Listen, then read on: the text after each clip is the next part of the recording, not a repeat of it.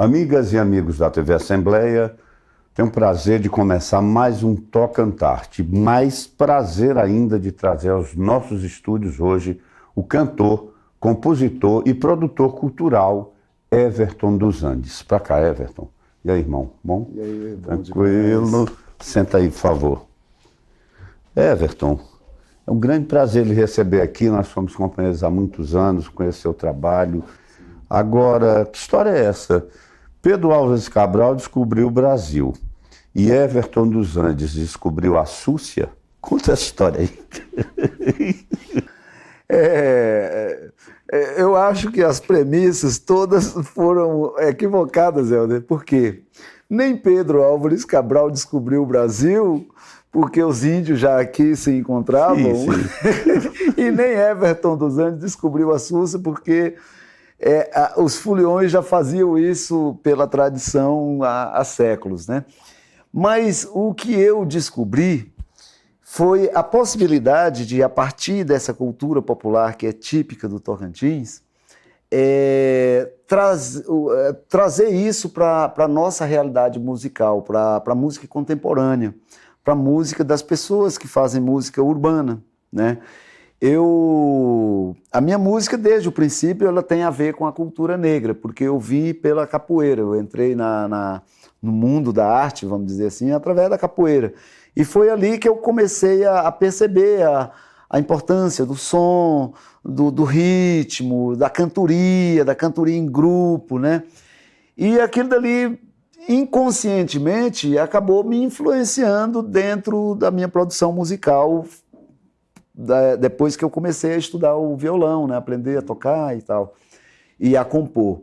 Então, eu, logo muito cedo, assim que o Tocantins foi criado, eu desenvolvi um projeto chamado Sociologia. Sim. Você deve ter ouvido muito falar disso e lido muita coisa a respeito, que a gente publicou muitas matérias no Jornal do Tocantins, no Folha Popular, Primeira Página, o jornal do nosso saudoso Salomão. Enfim, Mariá deu uma grande contribuição para esse projeto, com muitas matérias que ela fez, foi uma das pessoas que trabalhou muito, e tantos outros, Luiz Armando. Enfim, essa pesquisa ela acabou por influenciar muita gente, porque eu iniciei esse trabalho de pesquisa ainda no início dos anos 90. E hoje eu vejo muita gente interessada na cultura popular do Tocantins, mas especificamente na Súcia, no tambor de Monte do Carmo, nas festas do Divino, nas festas de Nossa Senhora do Rosário, nos caretas, nas cavalhadas. Mas na época em que eu comecei, não era bem assim. Eu, por exemplo, recebi muita crítica porque eu estava deixando de ser aquele cara da MPB, do pop e tal, para ir lidar com cultura popular, onde é que já se viu cantar Súcia, a dança do coça-coça e tal. E eu acreditei naquilo ali, comecei a desenvolver a minha pesquisa, né, de modo empírico, por um bom tempo, e mais com o viés musical, mas chegou um momento em que eu percebi que eu precisava mais que a música. Eu precisava da história e de conhecer as tradições mais aprofundadamente. Foi então que no início dos anos 2000 eu comecei a estudar na Universidade Federal do Tocantins, fazendo o curso de História. E ali eu desenvolvi toda a minha pesquisa sobre a Súcia na cidade de Monte do Carmo e na região centro-sul do estado do Tocantins. Ela nasceu no Monte do Carmo, a Súcia? Não nasceu no Monte do Carmo. Ela ocupa, em termos de espaço geográfico, a Súcia ocupa Porto Nacional, Monte do Carmo, Natividade, Arraias, Silvanópolis, Brejinho. Esse entorno aqui da região sul, ela é mais forte, é verificada de forma mais forte. Mas a gente tem notícia de Súcia até no Bico do Papagaio, né? E Goiás, tem uma parte de Goiás também onde existe a presença da Súcia, porque Goiás e Tocantins eram um estado só. Essa divisão geográfica e geopolítica que foi feita separou os estados, mas a tradição é a mesma, né? A Súcia existe nas cidades, por exemplo, Cavalcante, naquelas cidades ali do entorno, Campos Belos. Já Goiás. Já em Goiás ela existe, é forte, mas quem abraçou essa causa da Súcia com mais vigor foi o Tocantins. E aí, nesse sentido, eu acho que o meu trabalho deu uma grande contribuição, porque, como eu falava, lá no início dos anos 90, final dos anos 80 para os anos 90, a gente já trazia isso para os festivais de música e tal.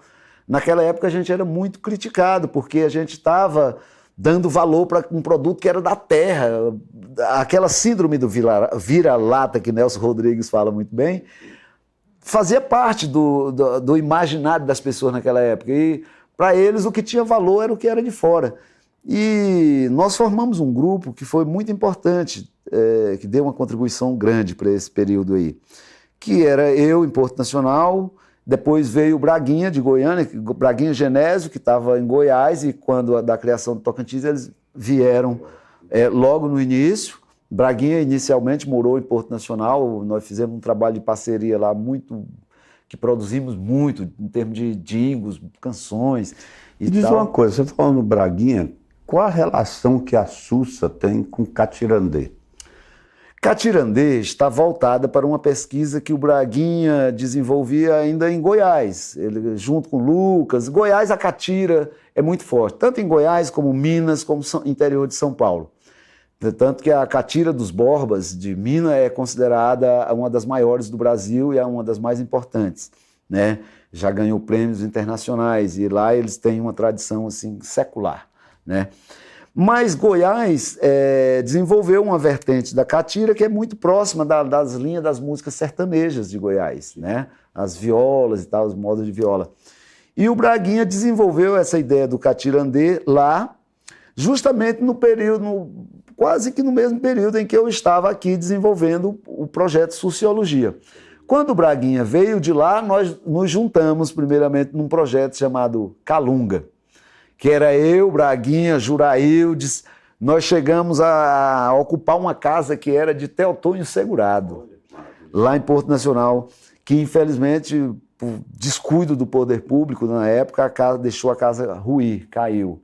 E nós iniciamos essa ideia do projeto Calunga, era justamente juntar artistas daqui para a gente pesquisar elementos que pudessem refletir as sonoridades dessa região. Porque a gente entendia o seguinte, Helder, o Maranhão tem o reggae, tem o bumba meu boi, a Bahia tem o axé, o Rio tem o samba, o Pernambuco tem o frevo, o maracatu, e nós, o que nós temos? Então nós partimos dessa premissa.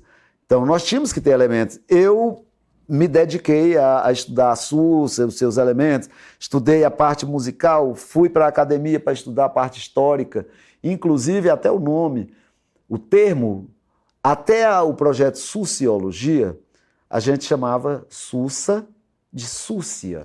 Súcia. Exatamente. Mas eu já ouvi também Súcia. Pois é. Aí, na minha pesquisa, eu fui pesquisar o que significava súcia. No Aurélio, no Câmara Cascudo, no Bariane Hortêncio, que é o dicionário do Brasil Central, e todos eles são unânimes em dizer que súcia significa reunião de vagabundos, desordeiro, cachaceiro. Eu falei, não pode ser. Por que eu pesquisei? Porque eu já tinha observado, quando eu comecei a pesquisar e tal, esses elementos, eu vi que os foliões não falavam súcia. Quem falava súcia eram as pessoas da cidade. Né? Lá ele não falava. Aí eu li a obra Festas do Carmo, de Marta Campos, que foi produzida entre o final dos anos 60 para os anos 70 e que foi a dissertação de mestrado dela na Universidade Federal de Goiás. Ela é antropóloga e ela, quando ela se refere a essa manifestação cultural, que às vezes as pessoas falam, Sussa é dança. Não, Sussa não é só dança. Dança é uma das facetas, uma das dimensões da Sussa. A Sussa é dança porque ela tem coreografia própria. Ela é música porque tem um repertório próprio. Ela é linguagem porque ela é falada os cânticos dela traz a linguagem do povo, né? Ela é religiosidade porque ela está dentro do contexto das festas religiosas. Ela é resistência porque sobreviveu pela tradição da oralidade há séculos. Esses cânticos que a gente canta, eu fiz na minha pesquisa eu selecionei aí uns 20 refrões, né, que são típicos. Esses refrões, ninguém sabe a autoria de tão antigo que são. Domínio popular. Então eu notei que as pessoas não falavam súcia, falavam sussa. Aí eu ouvi a Marta Campos, que escrevia Sussa, com 2 S's. Aí, quando eu fui em Bariano e Hortêncio, ele trazia a palavra Sussa também. Ele falava Súcia, descrevia o que era, que, de acordo com Aurélio, com Câmara Cascudo e outros. E aí ele falava que Sussa, na verdade, era uma corruptela da palavra súcia. Entendi. E eu discordei disso. Por quê? Eu vou só te pedir, você discordou, mas vamos dar um pequeno intervalo e nós vamos voltar já já e você vai continuar Por que eu discordei? com essa sua análise aí, por que você discordou disso aí. Hoje eu estou conversando com o cantor, compositor e produtor cultural Everton dos Andes. Nós voltamos já já.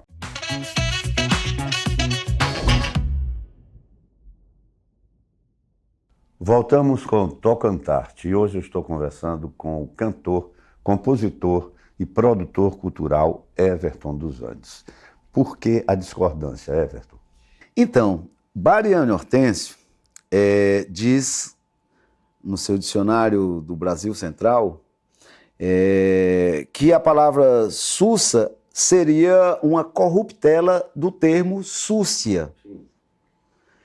E eu discordei porque, isso, se concordar com isso, ele está dizendo que o sertanejo fala sussa porque não consegue falar súcia, uma dificuldade de linguagem. Eu entendi isso como um preconceito linguístico. Por que eu passei a ter esse entendimento? Porque durante a minha pesquisa, já na pós-graduação, eu tive a oportunidade de conviver com um grupo de africanos da região de Congo e Angola. Exatamente as regiões que mais mandou escravos para o Brasil, no período da colonização. E aí eu perguntando para eles, um deles foi inclusive meu professor, ele estava fazendo o doutorado dele, estava dando aula na Universidade Federal. Foi professor e o outro foi diretor do campus da Universidade Federal do Tocantins, que é o doutor Portelinha. Sim, Portelinha. Você deve conhecê-lo. Então, nessa pesquisa, eu conversando com o doutor Francisco Esteves, que é um congolês, perguntei, Francisco, aliás, ele é angolano, falei, Francisco, existe esse termo sussa nas línguas? Porque ele fala, aqui no Brasil, o tronco linguístico que mais contribuiu em termos de palavras para a língua portuguesa foram as línguas de origem do banto, o tronco linguístico banto. No tronco linguístico banto, ele funciona para as línguas africanas como o latim funciona para as línguas neolatinas. Por exemplo, do latim surgiu o português, surgiu o francês, surgiu o italiano, o galego e assim vai, o espanhol. Do banto surgiram centenas de línguas, porque na África tem mais de 1000. Então, uma delas é o quimbundo, que por coincidência é a língua que mais veio pessoas para o Brasil, né? Quimbundo e Yorubá são as línguas que mais predominaram aqui. E aí quando eu perguntei se havia esse termo sussa na África, ele me pediu um tempo para poder fazer uma pesquisa e descobriu que lá tinha, sim, esse termo, sussa. Ele entrou em contato com uns outros companheiros dele e descobriu. E lá em África, sussa é uma dança que é feita como rito de passagem. A criança, quando atinge 12 anos, o homem, ele entra na roda e tem que dançar e beber uma cerveja tradicional, que eles fazem de milho. E a pessoa vai dançando e bebendo, dançando, até fazer xixi. Na hora que ele faz xixi, ali encerra o ritual e ele já está pronto para casar, se assumir o papel social, dentro assumir uma família, vamos dizer assim, dentro do contexto do grupo dele. Então, essa é a dança da sussa lá, que há uma relação com dança, Não, aqui no Tocantins perdeu foi ressignificado. O que sobrou foi o termo. Não tem nada a ver com rito de passagem, é uma dança feita num outro contexto, mas a palavra existe lá na África. Então, o sertanejo, que na visão do Bariano Hortêncio não teria conseguido falar o termo súcia, como as pessoas educadas da cidade, ele fez uma corruptela. A palavra corruptela vem de corrupção, ou seja, ele corrompeu a palavra, quando na verdade ele estava sendo guardião de um termo ancestral, porque esse termo já existe nas línguas antigas deles. E eles guardaram isso inconscientemente, ficou o termo Sussa. Então eu cheguei a essa conclusão. Assim sendo, eu discordei da explicação do Bariani. Ao passo, e não adotei a forma dele escrever. Ele escreve Sussa com C cedilha. Eu adotei a forma da Marta Campos, que é uma antropóloga, e fala do jeito que as pessoas pronunciam, Sussa, com 2 S. Porque, em termos de fonologia, de fonemas, tanto faz você escrever com S como com C cedilha, o som é o mesmo. Mas eu optei pela Marta Campos porque ela não deu nenhuma explicação por que estava fazendo com S ou C cedilha, e eu fiquei com ela. Isso é uma verdadeira aula que a gente acabou de ouvir e ver aqui com o Everton dos Andes. Então, falar em Sussa, toca alguma coisa aí. Vai lá nesse ritmo aí, na Sussa. Eu vou tocar aqui uma Sussa. Vou tocar uma Sussa que foi uma das primeiras canções que eu fiz nessa pegada. Eu extraí o refrão A Formiga que Dói, é Jiquitaia, que é da tradição popular, e trouxe para dentro da minha música. Assim como os nordestinos fizeram com Olê Mulher, Rendeiro, Olê Mulher, eu me ensino a fazer renda, e tu ensina. Isso tem 1000 músicas que saiu a partir daí.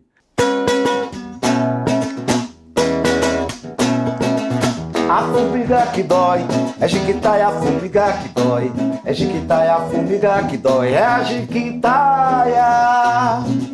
A formiga que dói, é a Jiquitaia, a formiga que dói, é Jiquitaia, a formiga que dói, é Jiquitaia. Ô menina, segura a saia, ô menina, segura a saia, ô menina, segura a saia, que a Jiquitaia, que a Jiquitaia, hey! Vem me fazer chamego, isso é coisa de nego, é por isso que é bom, é por isso que é bom, oi ai, é por isso que é bom. Meia roda fria de noite e de dia, a bandeira de Nosso Senhor é o divino Salvador, luz de natividade. Meu amor, que será de mim? Meu amor, que será de mim?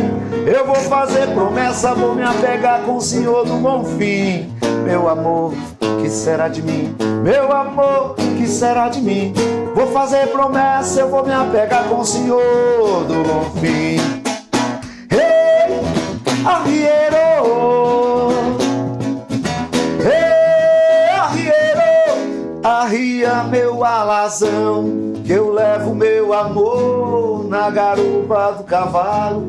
Pela estrada eu vou, mas se encanto borboleta, se encanto um beija-flor, posso te encantar, menina, e roubar o teu ar. A formiga que dói, é Jiquitaia, a formiga que dói, é Jiquitaia, a formiga que dói, é a Jiquitaia, a formiga que dói, a formiga que dói, é Jiquitaia, sobe na perna e desce na saia, a formiga que dói, a formiga que dói.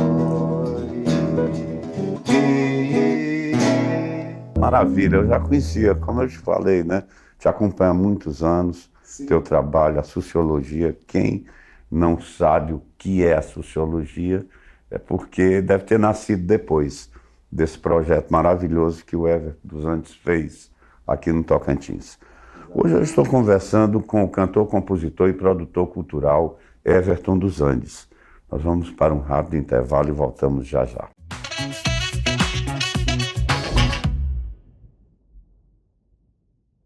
Voltamos com o Tocantarte e hoje eu estou conversando com o cantor, compositor e produtor cultural Everton dos Andes. Everton, você foi contemplado agora há pouco tempo com a Lei Paulo Gustavo. Eu queria que você falasse dessa sua produção. Como é que foi esse trabalho aí? Helder, primeiramente é importante a gente ressaltar que a Lei Paulo Gustavo representa uma retomada das políticas públicas para o financiamento público da cultura no Brasil. Na verdade, elas representam a estruturação, porque nós antes não tínhamos uma política que contemplasse a cultura de modo tão objetivo e institucionalizado. A gente vivia, vamos dizer, com o pires na mão. E, obviamente, quando você está na condição de estar com o pires na mão, você parece que vive em Passárgada, onde os amigos do rei se dão bem e quem não é o amigo do rei pode não se dar bem. Então, essas políticas vieram para democratizar o acesso público a esses recursos. E Porto Nacional foi contemplado, como todos os municípios do Brasil, com uma parcela dos recursos da Aldir Blanc. Foi lançado vários editais para diversas áreas. Na Lei Paulo Gustavo, o audiovisual é quem detém o maior percentual, 80% dos recursos. E eu tive a felicidade de ser contemplado com 2 projetos. Um que propunha a realização de um documentário, de um vídeo documentário sobre a história e a lenda da Buiúna em Porto Nacional, que é O Rio e a Cobra Grande. Foi um documentário que já estamos rodando nas escolas, já executamos e prestamos conta do projeto. E o segundo foi o terceiro paredão, que foi resultado de uma oficina de cinematografia, fundamentos da cinematografia que nós oferecemos com o cineasta Caio Bretas. E a proposta dessa oficina era, no decorrer da produção da oficina, a gente produzir um curta-metragem. E a gente fez isso no prazo de 1 semana. Conseguimos produzir o filme com atores formados durante a oficina, utilizando as técnicas que foram aplicadas durante a oficina. E o resultado foi um curta de 7 minutos que conta uma história de ficção que foi desenvolvida dentro da oficina, um roteiro que foi criado colaborativamente com os próprios alunos e ficou muito bacana. A gente estreou no dia 1º de março, em Porto Nacional. Fomos o primeiro projeto, eu creio que o primeiro do Brasil, a ser executado pela Lei Paulo Gustavo. Nós iniciamos a nossa produção no dia 29 de janeiro e concluímos as oficinas, a parte de captação, no iniciozinho de fevereiro. E em março já estávamos lançando o produto, né? Já percorremos mais de 10 escolas, né, em Porto Nacional, em Mira Norte, fizemos aqui no Sesc, em Palmas, fizemos em Porto Nacional no cinema, que é um dos maiores do estado de Tocantins, casa lotada na estreia, com a presença de Tião Pinheiro, da nossa secretária Narúbia, do prefeito, enfim, da população. Várias escolas foram liberar seus alunos ou levaram seus alunos, como o SEM Florencio Aires, o IFTO, o pessoal do UFT, enfim, foi uma festa bonita e a gente pôde apresentar o resultado. A oficina atendeu pessoas de Porto Nacional, de Palmas, de Gurupi, de Barrolândia, de Araguaína, então foi um negócio bem bacana. Superou a nossa expectativa. A gente abriu a inscrição numa sexta-feira à tarde. Quando foi no sábado pela manhã que a gente abriu o e-mail, a gente tinha liberado 15 inscrições, já havia 25. E a gente suspendeu as inscrições e atendemos todos os 25. Foi um momento muito bacana de produção, né? Uma vivência interessante. O audiovisual em Porto Nacional tem crescido bastante. Porto Nacional tem sido escolhida para muitos trabalhos cinematográficos, como, por exemplo, o filme No Coração dos Deuses. Recentemente, a série O Escolhido, da Netflix. Inclusive, eu trabalhei nesse projeto, fui contratado da Netflix por um período do ano de 2017 e parte do ano de 2018, quando produzimos essa série, primeira e segunda etapa, em Porto Nacional e na atividade. Então, assim, Porto Nacional, aquele filme também, O Nome da Morte, também foi rodado lá em Porto Nacional, uma parte dele.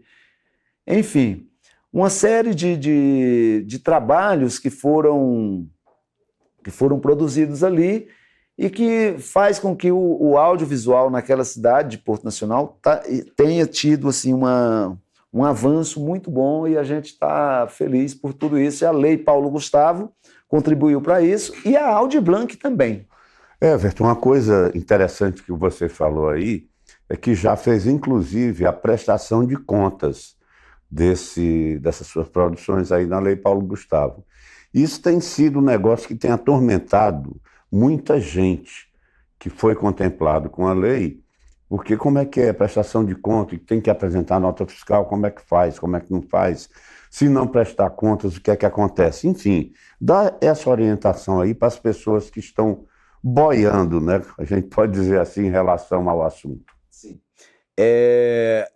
Nós concluímos o nosso projeto e, normalmente, após a conclusão do projeto, no caso do audiovisual, a conclusão significa você finalizar o produto, né? Às vezes, porque você finaliza uma fase de captação, é uma fase, aí depois vem a produção, pós-produção e tal. A prestação de contas é a última fase, que já está lá na pós-produção. A principal prestação de conta, Helder, e pessoas que estão nos vendo, é o produto. A realização é a entrega do produto finalizado, acabado, conforme o projeto. Essa é a maior prestação de contas. No entanto, a lei e o Ministério recomenda, em alguns lugares até exige, que você apresente recibos, notas fiscais, o que não custa nada, basta você se organizar, tudo que for aplicado, investido com aquele dinheiro, você faça por transferência bancária, exige a nota fiscal. Em caso de pessoas físicas que às vezes não conseguem emitir uma nota, nem mesmo uma nota avulsa, ele pode também fazer um recibo, né? Um recibo, você data ali, assina, se tiver carimbo, carimba, se for necessário, reconheça, firma, alguma coisa assim, vai valer do mesmo jeito. A pessoa deve guardar essa documentação ao prestar conta, ele faz o relatório da prestação de conta e entrega cópia desses documentos e guarda.